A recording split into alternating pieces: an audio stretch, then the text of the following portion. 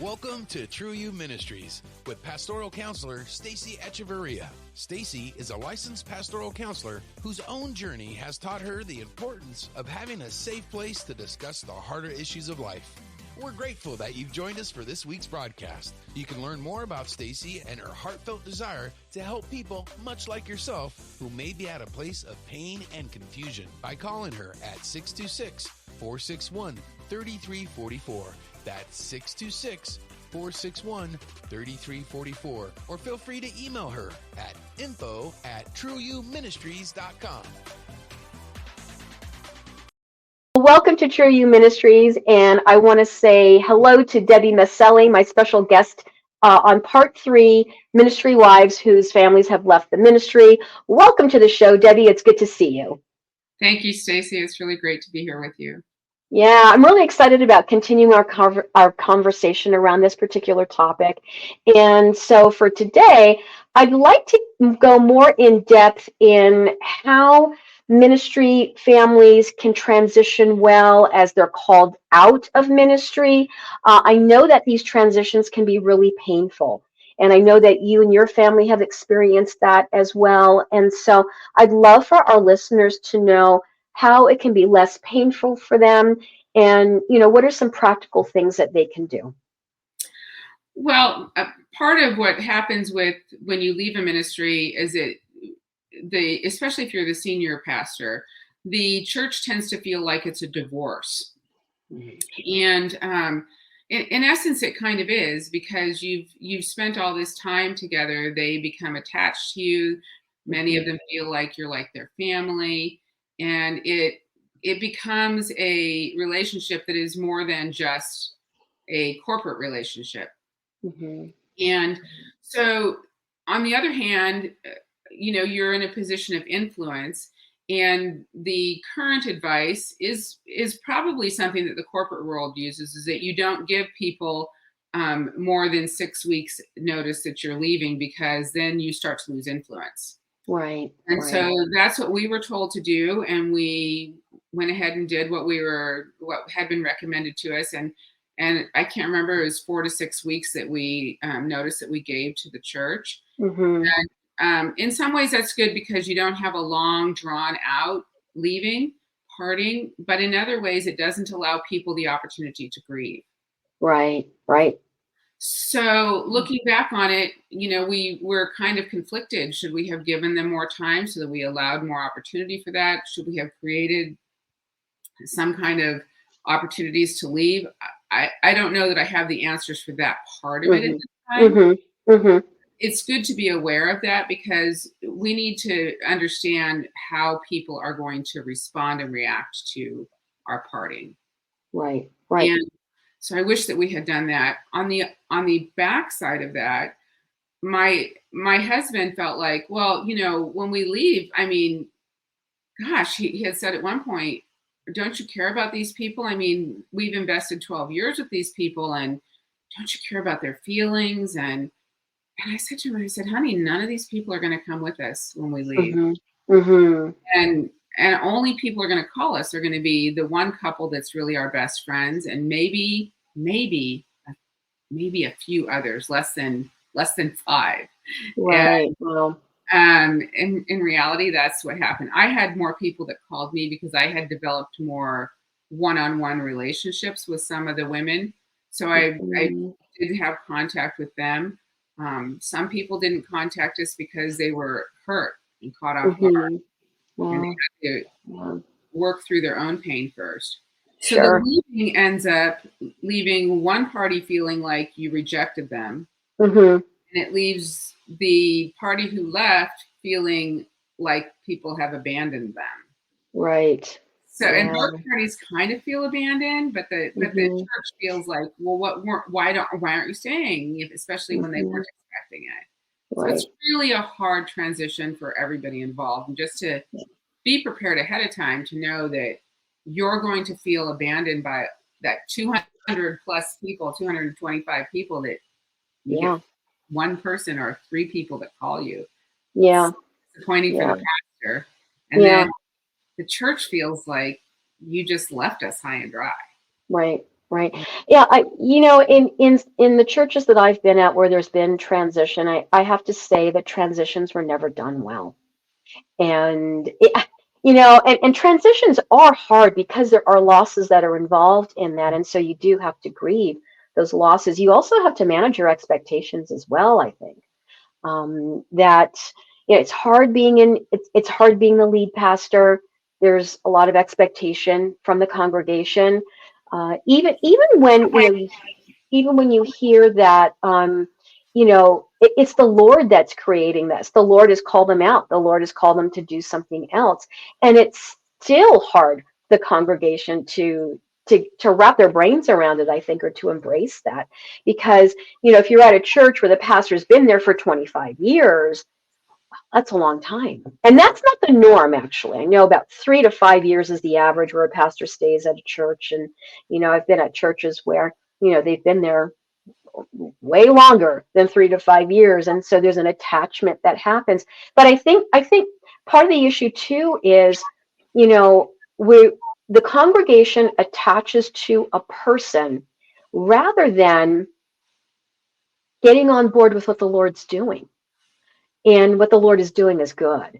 And I'm not minimizing or diminishing. Yeah, it is hard, even when the Lord is doing good things, right?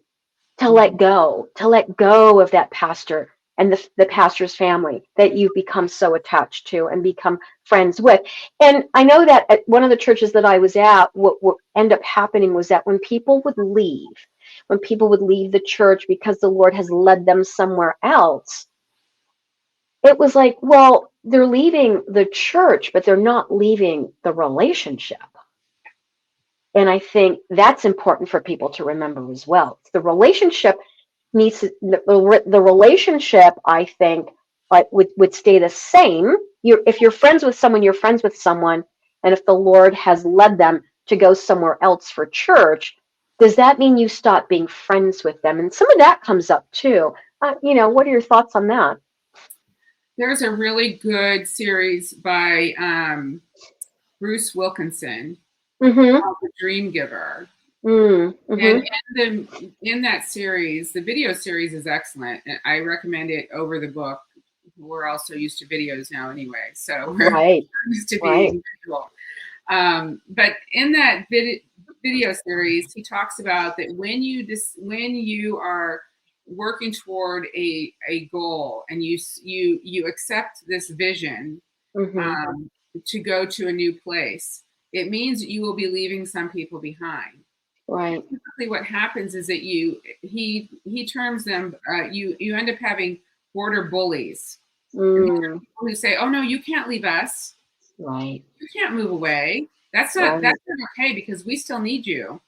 And then you have border buddies, and those are people who walk to the border with you, and they encourage you. They stand by your side, and typically people who have been your friends may not be in your border buddy category. Your friends feel like you're abandoning them, so they kind of become your border bullies. Oh. And then you have this other category of people called border busters. And these are people who help you to break through that border. And those people aren't necessarily in your friends either. People who kind of were in the background before may end up being your border buddies or your border busters. Who are your close friends will tend to be in the border bully category because they're experiencing their own loss and they're going through their own grief. So when you do have a true vision from the Lord to go somewhere else, you are going to have all of these kinds of people in your life, and you're going to have surprises over who those people are. Good point. Yeah, good point. That's helpful. Absolutely helpful. Yeah, good. All right. So, what else? I know that we've got some practical things here. Let's talk a little bit about when a pastor's called out from the ministry that he's in or that she's in, and they're leaving. Can you talk a little bit about honoring the past? When you leave a ministry in good standing and you feel like that God really is calling you somewhere else, it's so easy to honor the past because you're leaving from a place of health and of good rapport, and it's really easy in those situations to honor the past. And in fact, you might actually, in the end up kind of glorifying the past because it was so good. Especially if something ends up being not good later on. However, when you leave because there was tension or conflict and it was just the best solution to leave, because sometimes it is best to remove yourself from a situation in order to allow for other things to take place. Sure. Either for you or for the other party. And we don't really want to admit that that's a good situation. Right. Because we don't want to admit that conflict can be that bad that somebody has to leave. So when that takes place, you have personal healing that you have to do when you leave. Right. And when we moved from our first ministry to the second ministry, we still have a good relationship with everyone who was in the previous ministry. We still have a good relationship with the people who took over for the ministry. We still support them. In fact, we still have communication with one of the spouses, I believe my husband does, excuse me, even though the person who took over for him has passed away. So we have long relationships with the organization and with the people who were there. When we left the last church, there was a lot of things going on behind the scenes that other people weren't aware of. We didn't tell everyone that's why we were leaving. We just said, we're pre-retiring. It was a nice, easy out for us. Sure. We didn't want to say, oh, God called us. It wasn't God calling us. We were just like, we're just done. Okay, this is the end of this chapter. We're done. It's not that we don't love everybody. Right. There's some people we had conflict with, but it wasn't everyone. But when we came, we were tired. Right. And so for us, we needed to find a place. My husband in particular needed to find a place where he could go and rest and kind of hide in the congregation. So we chose a church that was designed specifically for the de-churched and the unchurched. I had never heard of that kind of a church before, but I was really glad it existed. And I took a picture of my husband that first Christmas or Thanksgiving. I can't remember which day it was. And I took a selfie of us in church. And I just came across it the other day. And I looked at that picture and I thought, wow, how did I not see that my husband was depressed? Oh, wow. Yeah. So we really needed that time to heal. That whole year and a half we were here was really necessary for him to disengage himself from all the things that were expectations. He said later,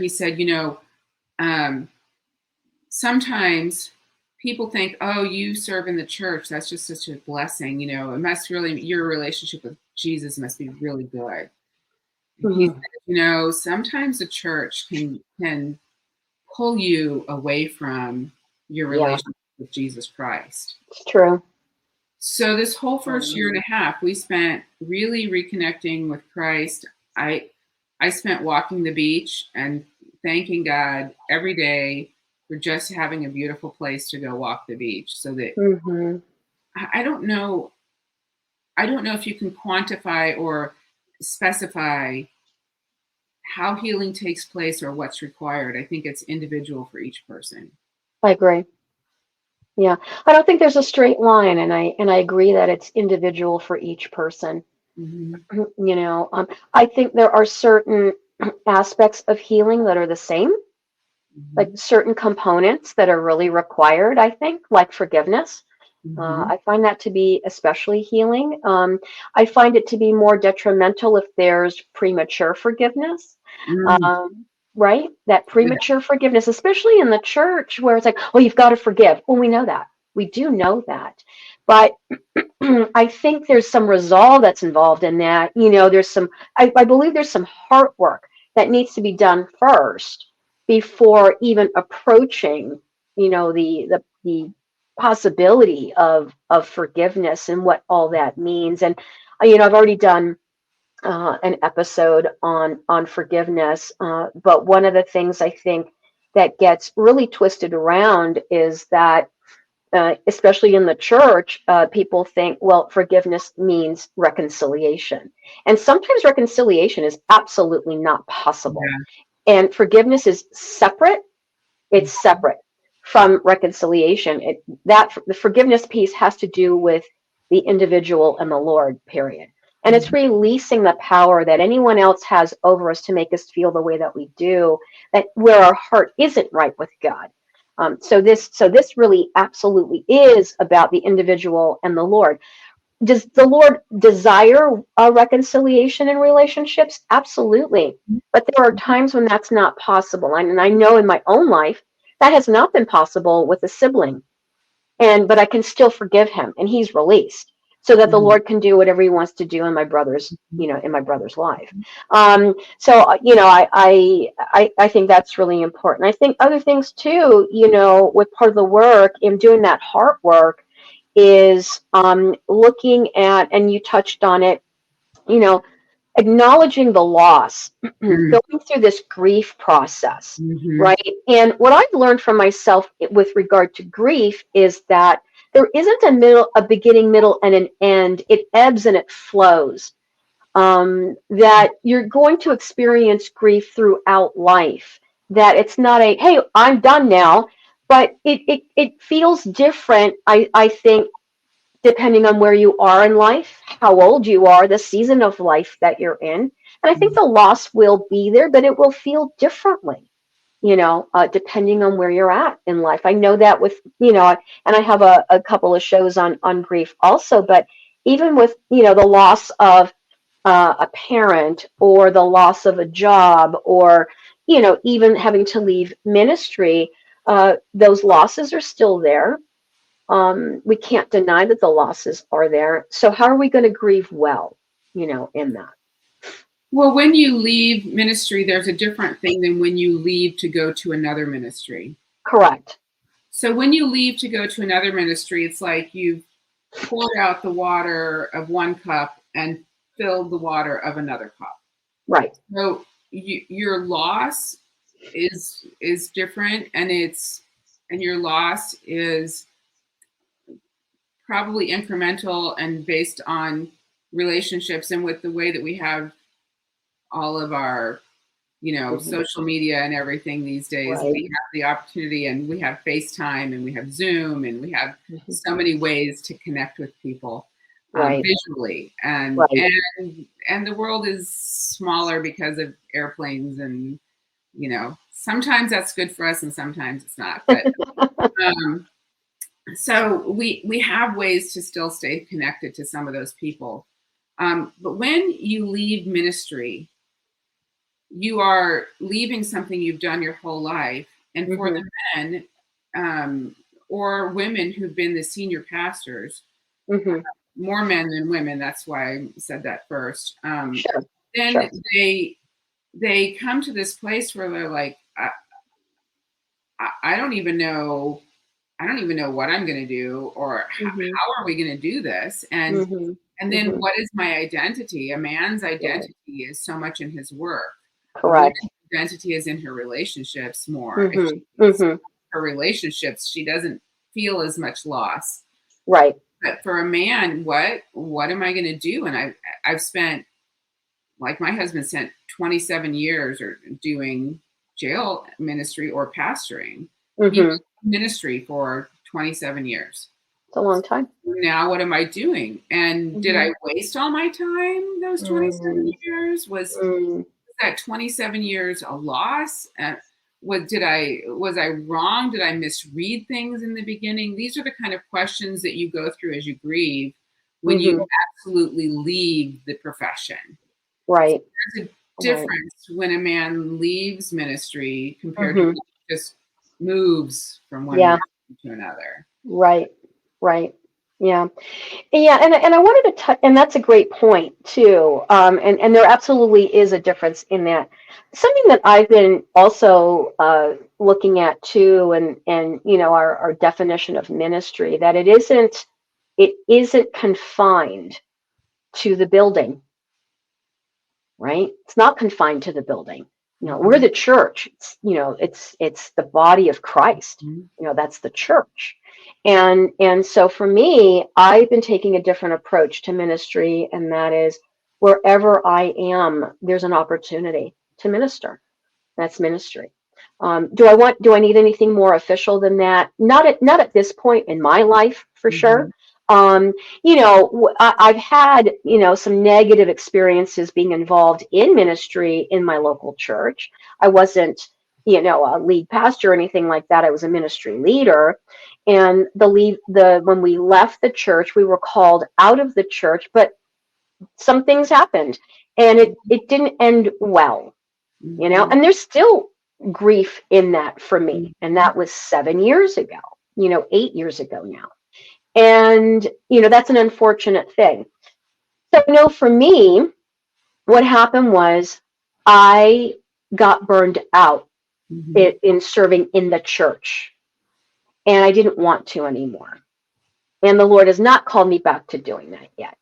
And so it's not like I'm just sitting back and not doing anything. I look at the work of counseling that I've been called to as a way to minister to a lost, hurt, and broken world, and to minister to people within the body of Christ as Mhm. well. So I think too, for people that have been in ministry, the way that your husband has, for 27 years, now it's maybe there's an opportunity for him to allow himself to be open to how does the Lord want to bring ministry back to him, and what is it going to look like? I think probably that's not as hard for him as it has been for me. Oh, okay. So Yeah. every person goes through this transition in their own way. Yeah. So for me, when we first moved, I said, I told my husband, I said, I'm still in with Jesus, but I'm not in with church people anymore. I hear you. I That totally resonates for me. So that for me, I think I've had to come to a place where I've had to realize that part of the conflict that happened, I I probably closed off part of my heart even to the Lord and didn't realize that I had done that. Mm, So I'm in the process of having discussions with God about that right now. hmm Um, my husband, on the other hand, is being careful not to do things because he doesn't want to jump into things that are not his to jump into. So when you go to one of the things that happens is when you leave a church and when you move anywhere, and if you're not in ministry or in the military or in a first responder kind of situation where you have an automatic social, right, because right, it's such a yeah, small, it's a micro society kind of. So if right. you're not going to a micro society, then usually it takes 3 to 5 years for you to get to a place where people know that you're in their realm, and they kind of wonder why aren't you on my calendar after about 2 years? And it takes another year for them to kind of get you on their calendar. Yeah. So that then becomes that last 2 years, 3 to 5 years becomes a time where you actually make friends, where you actually hmm start to have a relationship with people. Right. The same thing happens with the church organization when hmm people, we didn't necessarily, in fact, I don't think we even told anybody at first that we used to be pastor family, because you don't want people going, oh, they're a pastor family. Right. So, let me put you in this little box with expectations that I have for you. Um, Right. Right. so we didn't tell people at first. And then even after we told people, we just didn't really, we didn't want it. We weren't there to take over anything. We weren't there to try and influence people to be a certain thing. We were there to participate. hmm So we've been at this church for about 2.5 years. And we just now started saying, this is what I can do if you are interested. Mm. And when we did that, the pastor said, it's really good that you did that, because people need to see you and know who you are before they know whether or not they want to, utilize your services and Yes. utilize what your gifts and stuff. So yeah, true to the 2 to 5 year issue. We'd been there 2 years before we said, this is what we can do. And so there's this big lag time that you're going to experience when you leave ministry. You feel like you have community. If you're not prepared for that big lag time, there can be a lot of loneliness in those first 3 years. And a lot of feeling like nobody values me. And I've seen pastors that tried to leave somewhere and go somewhere else. And they, I was a pastor here for so and so many years, and this is what I can do, and you should be able to use me. And when they do that, you feel like, whoa, dude, time out. You're like way too pushy. So, there's a lot of adjustment that a pastor has to do as he leaves ministry and the pastor family, that you're not the top of the totem pole anymore. In fact, you're at the bottom now. Right. Hard place to be. Yes. Hard place to be. And maybe it's a good place to be. It allows them to rest as well, and then see what God is going to do. I like what you said. It brings to mind, there's a friend of ours where, when you were talking about, that 3 to 5 year lag, right? And that, it takes time when you leave a church and you're in a new church, not just if you're a ministry family, but just when we were called out and then we were led to a different church. I mean, we are at a church that is exploding. It's just huge. I don't like mega churches. That's not considered. Our pastor doesn't consider the church a mega church. That was never, the vision. But it's become one because his teaching is just so spot on, and people are wanting that. So I was like, yeah, I'm not called to serve here. Not right now. It's just too big. I just. So I was like, yeah, how are we ever going to get connected with people here? And I'm from that place of, I just don't want to serve in the institution, if you will, but I do want to get to know people. And I think allowing ourselves that time and not rushing and getting ahead of God, is really the way to go. And that, obviously develops patience in us and maybe a little bit of self-control. But for me, what's been really helpful was plugging in with a small group. And getting to know the people that way. And we finally found a small group where we're like, oh, these are our people. Like, this is our tribe, if you will. And it's not a small group. It's like 23 people. It's not a small group. But there's such intimacy in that larger group where I'm going, wow. And that's, the leaders do really well, or the facilitators do. And it's just a really great, mix of people.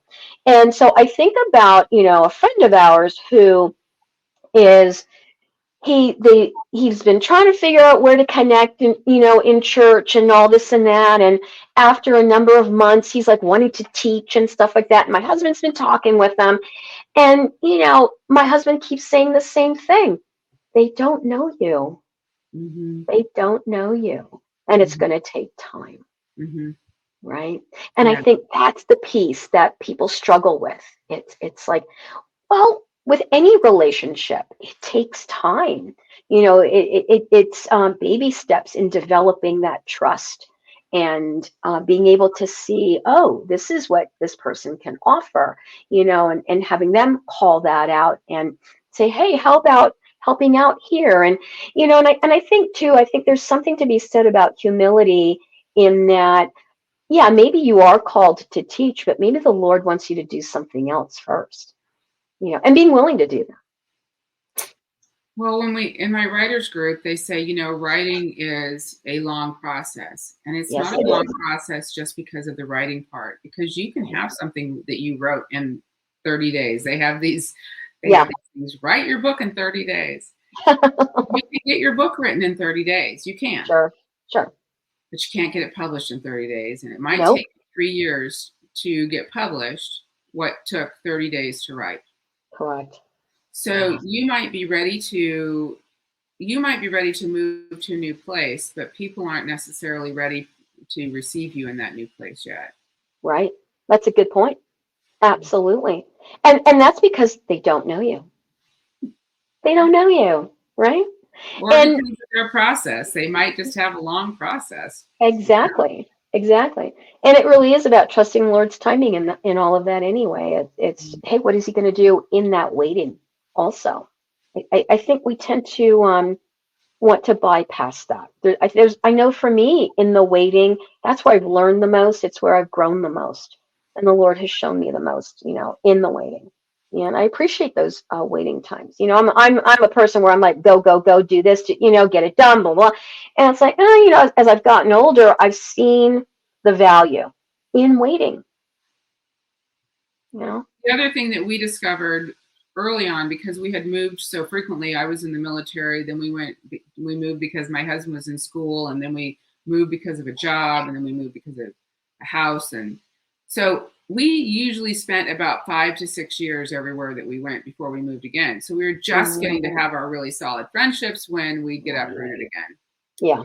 And one thing that we found when we moved places is that we needed to connect with the people who were the outlier people, who were the fringe people, because they were the ones who didn't have a generational family members in the area. They were the ones who didn't grow up there and have all of their friends from grade school and high school and college and whatever. They were the ones who didn't have a lot of relationships. So we found the people who didn't have a lot of relationships, and those are the people who we made friends with for those first 2 to 3 years before you're really connected with other people who are in the area. Right.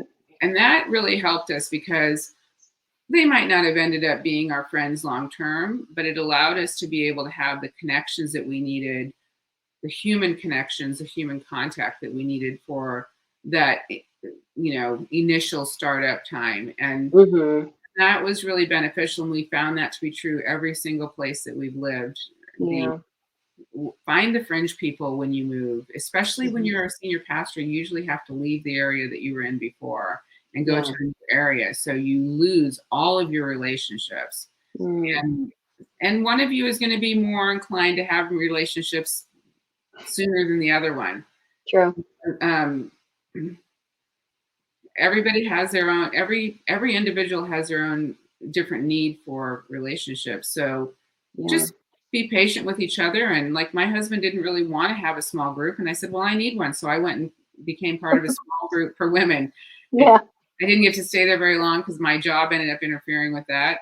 I did some other things that were online then, and he still wasn't ready to have relationships. And right. then when he was finally able to have relationships, he felt like I can dip my toes in the relationship water right now, but I don't want to do it every week. And I said, well, I don't really necessarily want to do it every week either. How about we find out if they have one that meets every other week?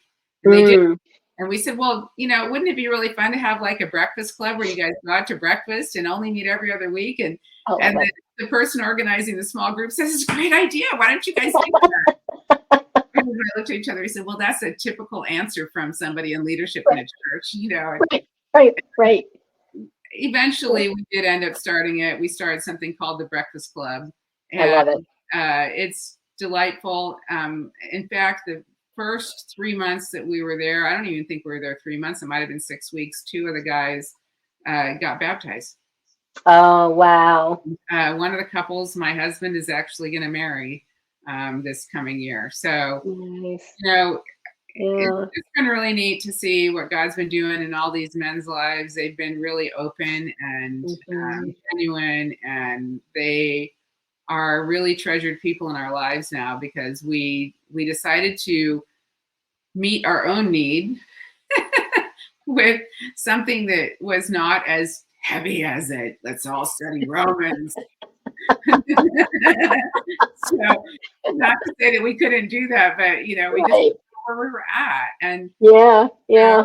you know, get in touch with what your needs are. That's a great way to start looking at not trying to speak into somebody else's life, but what is your need? And maybe God Mhm. is using your need to make an opportunity to meet somebody else's need at the same time. Yeah, I love that. I love that. It's funny that you mentioned, maybe not studying the book of Romans, and I'm like, well, my church has been in the book of Romans for like going on 3 years right now.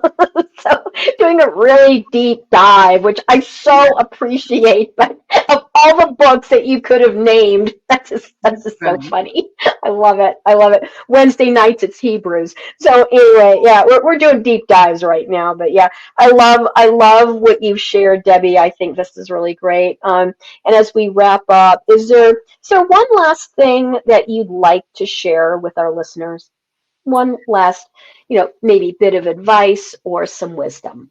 If you are a pastor or pastor's wife who's thinking about leaving or who has left ministry and you feel alone and you feel like you just don't know how to move forward in life, then please give me a call, contact somebody else who's interested in being real with you, because sometimes people aren't ready to be real. They feel like oh my gosh, you can't ever leave the pastorate. You can't leave your calling. And Yeah. so find somebody who's real, and it might surprise you who the real people are. It might be the guy who's pumping your gas for you. That's true. That's true. I love Yeah. that. Thank you. Yeah, and Debbie's website is Neume, Neume180.com, or you can email her at neume180@gmail.com. Debbie, as always, it's such a pleasure being with you and having these conversations. And Debbie and I are friends, and even though we live on opposite ends of the country, we're able to have wonderful conversation. I'm so glad that you were able to be with us today. Thank you so much, Debbie. And I wanted to leave you with a scripture, Isaiah 43, 2-3. When you pass through the waters, I will be with you. And when you pass through the rivers, they will not sweep over you. When you walk through the fire, you will not be burned. The flames will not set you ablaze. For I am the Lord your God, the Holy One of Israel, your Savior. And what a wonderful comfort that is to know that when we are going through troubled times, right? Troubling times, difficult times, and He's with us. He's not left us. And so I just love that. And for those of you that have been listening and watching and you've walked away from the Lord or you're contemplating coming toward Him, do that today. We are in such troubling times right now in this world. We don't know what end is up, but the Lord is the one that keeps us steady on the road. He is the one that is our salvation. He is the one that has answers for everything that's troubling us. So give me a call, reach out to me. I'm at 626-461-3344, or even contact Debbie. I'm sure, either Debbie or myself, we'd love to hear from you. Time is short right now. We don't know when the Lord's going to come back. So don't waste any more time thinking about it. Just reach out to us. We're happy to speak with you. And I want you to know that the Lord is waiting with open arms. So thank you again for being with us today. You've been listening to True You Ministries with pastoral counselor Stacy Echeverria. Stacy is a licensed pastoral counselor whose own journey has taught her the importance of having a safe place to discuss the harder issues of life. You can learn more about Stacy and her heartfelt desire to help people, much like yourself, who may be at a place of pain and confusion by calling her at 626-461-3344. That's 626-461-3344, or feel free to email her at info@trueyouministries.com. That email once again is info@trueyouministries.com. Thank you for tuning into today's show, and we'll see you next week at the same time. And may God richly bless you.